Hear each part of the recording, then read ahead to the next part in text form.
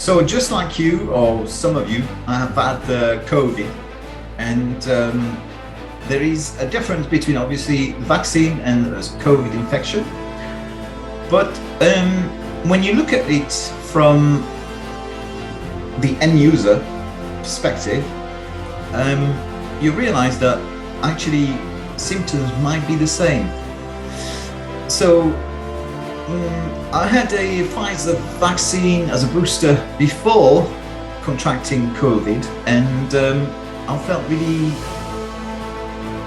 fine, a bit fatigued. And so when I had COVID, I recognized that the fatigue is actually the same feeling, right? So this is where I'm coming from. And so what's important in the vaccine, first of all, is obviously the protein itself, which is a fantastic work of bioengineering.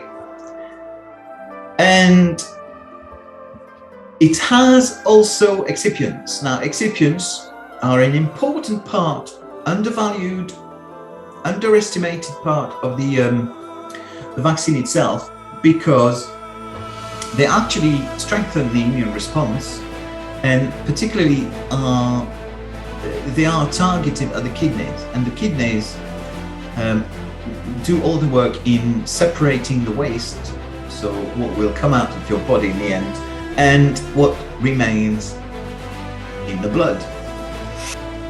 Obviously, kidney health is important, and that's why people with COVID sometimes, most of the time, had problems with their kidneys, and that's why they stayed in hospital.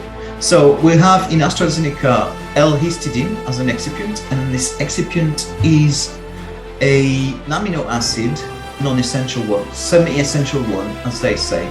So supposedly it's aimed at facilitating the excretion of those toxins and help the immune response.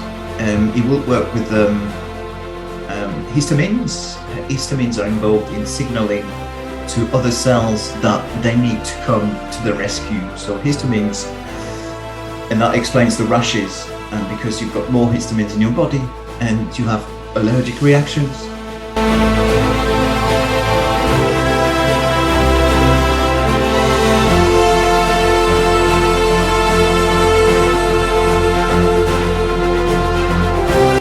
The fact is, potassium that remains in your system, in your muscles, in your tissues, muscles particularly, tend to attract other potassium ions, and that's when the fatigue and the muscle pains come from.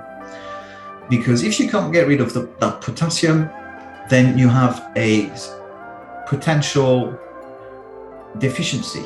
And that deficiency between potentials, between inner cells and outer cells, intracellular and extracellular